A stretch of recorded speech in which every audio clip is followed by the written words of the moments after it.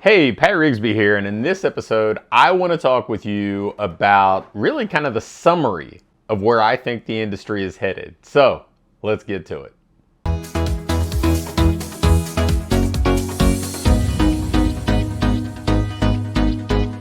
Hey, Pat here, and I wanted to really get into where I think the industry is headed. Now, I'm not talking about every nuance, every tactical thing.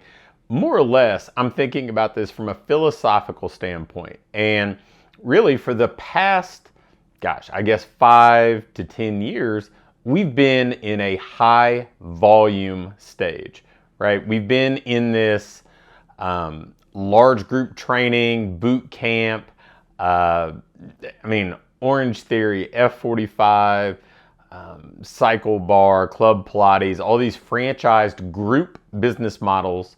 And then if we're looking on the club side, low price, high volume clubs.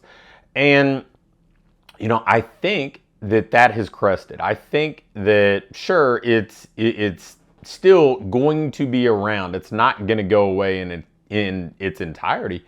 But I think we're shifting to more of a high value business model.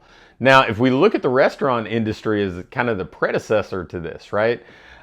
For the longest time, the fast food industry was low cost, high volume, right? We had McDonald's and Wendy's and Burger King doing that. And then we started to try to kind of move a little bit into this fast casual, for I guess maybe lack of a better way of putting it, high value model. So people wanted something better. They wanted something a little bit higher quality, and they weren't just going to settle for fast and cheap anymore.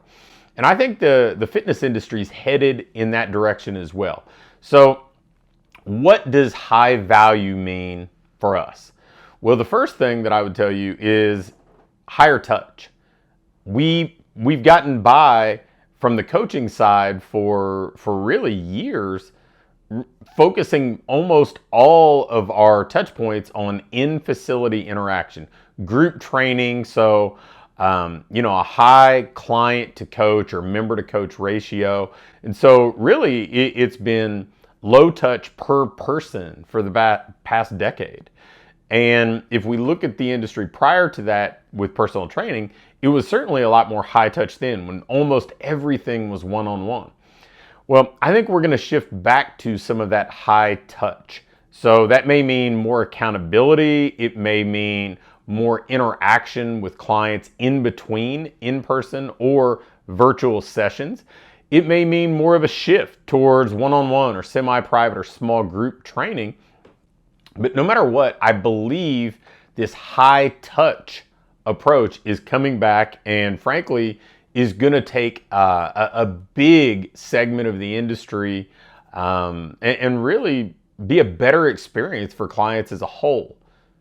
The second part of this high value business model is going to be more accountability. I touched on this with high touch, but if we think about where clients kind of fall down in this whole kind of result getting process, it's accountability. In fact, that may be one of the biggest strengths of group training. And we may not look at it that way, but it's people having an appointment to show up at a specific time at a specific place, and they feel like people are waiting on them. People are expecting them there. They've got a group of training partners, if you will. And so there's some inherent accountability there. And that may be the biggest strength, right? Because the workouts aren't customized to individuals. The programming in so many cases with a lot of the franchised models is not a whole lot different than what somebody may have seen in Group X classes. But there's this accountability of people showing up and paying to have some sort of appointment-based approach to fitness, so they're more likely to stick to it. They're more likely to stay on track. But if we think about where they fall off, there's not a lot of accountability when it comes to nutrition. There's not a lot of accountability when it comes to recovery.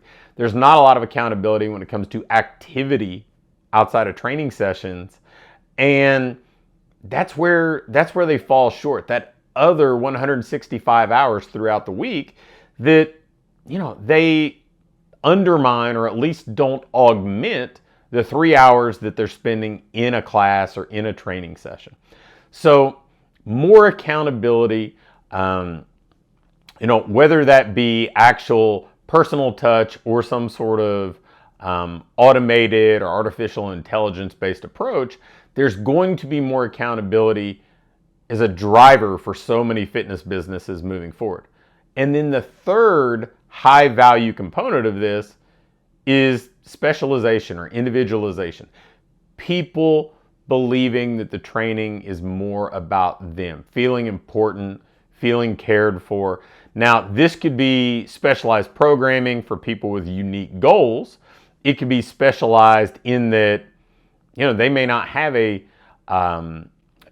really unique goal, but the program is going to be more specialized, whether it be one-on-one training, somebody even coming to somebody's home and delivering the fitness to them, or it could be, hey, I'm going to train with like-minded people with similar goals and similar backgrounds, the same way that we see with sports performance, the same way that we see baseball players or basketball trainers or basketball players going to trainers that specialize in these specific domains.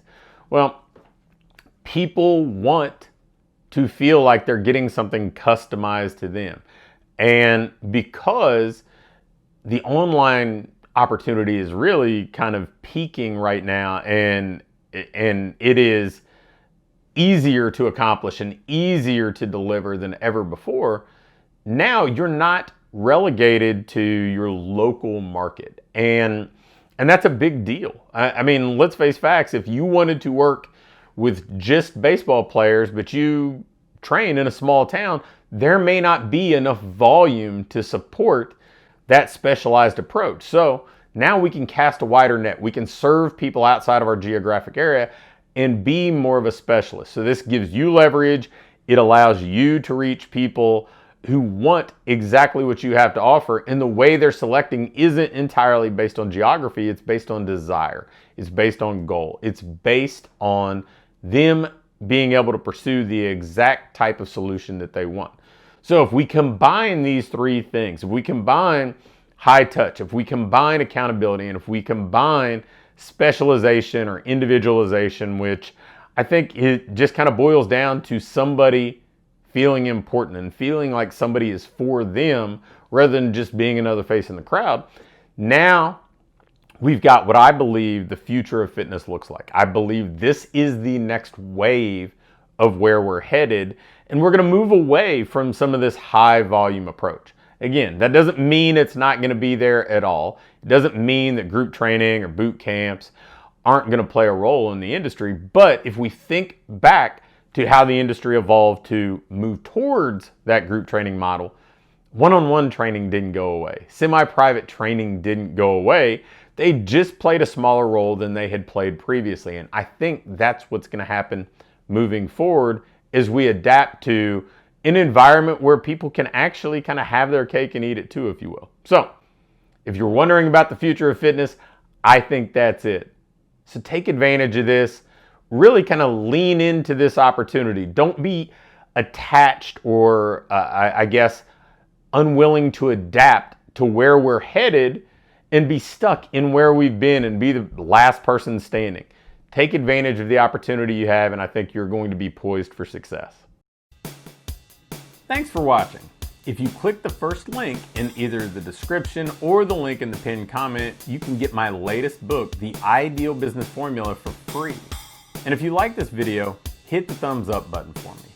If you have any questions or comments or video requests, leave me a comment below and I'll be quick to respond. And lastly, make sure to hit the subscribe button. I'm posting videos weekly now, and if you turn your notification bell on, you'll be sure to get them all.